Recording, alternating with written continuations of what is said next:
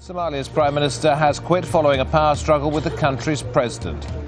Omar Abdirashid Sharmarke has been under pressure to quit from Sheikh Sharif Ahmed and from other MPs who've been threatening to hold a vote of confidence.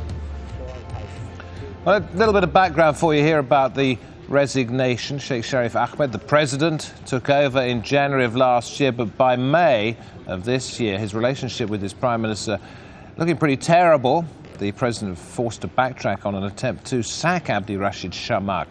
Now, bruised by the U-turn, the latest standoff between the two is focused on the country's draft constitution and whether, as the president wants, it should be put to a referendum or simply voted on by members of the parliament. So what does this mean to the people of Somalia? What does it mean to the international community and the number of foreign troops that are in Somalia?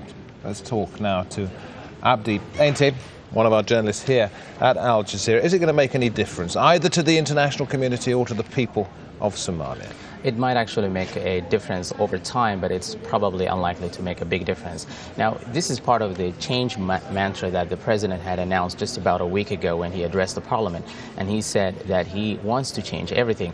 I think it's going to do three things right away. First of all, it's going to put an end to the crippling disunity that has plagued the transitional federal government for the past 6 months. Secondly, it might give the president to appoint someone that he sees as an ally, someone who can be seen as more competent than the current prime minister. And finally, it may give the international community an opportunity to re-engage the transitional federal government. Let's talk about this transitional federal government, which doesn't even control all of the capital, Mogadishu. What power does it have? It really does not have a lot of power on the ground, so to speak. But part of that is because it has spent a significant amount of its existence quarreling among itself, infighting among the president and the prime minister and so on. But by and large, the government does not have a power, but it's being seen by the public in general, compared to the Shabab, maybe as an alternative, but it has not presented as a strong alternative to the public. And what difference might this make to the international community? I'm thinking, let's say, of the United States, which sees Somalia as a hotbed of terrorism, wants to fight al-Shabaab and other al-Qaeda-linked groups there.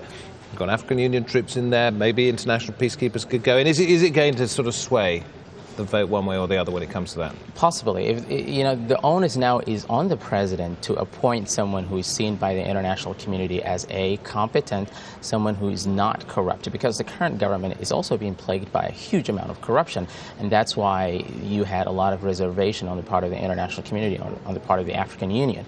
Now, if they see a more competent government, a prime minister who's more competent than the current one, maybe there is an opportunity to send more troops and to augment the government. That's because the transitional federal charter, the constitution of the country, gives the prime minister a lot of the executive power, and that's why he's seen as someone who can actually make a change. All right, two questions. If he had executive power in the first place, why did he appoint somebody who the international community saw as incompetent? And secondly, if you're a government that has very little power, how do you prove that you're competent? Well, back in February 2009, when the president was elected, he appointed the current prime minister. Obviously, no one had known the current prime minister because he was only a son of a former president, but he did not really bring a huge credential. That's one. But also, at the time, there was a lot of momentum in favor of the transitional federal government. That momentum is now gone for the past year or so. So it's probably now the government has a very limited opportunity to make a difference. It only has about 9 months or so remaining in its mandate. Abdi, thanks very much indeed, and we can read some of your in-depth analysis of the situation on our website, yes. aljazeera.net/English. Thanks very much for coming on to the programme.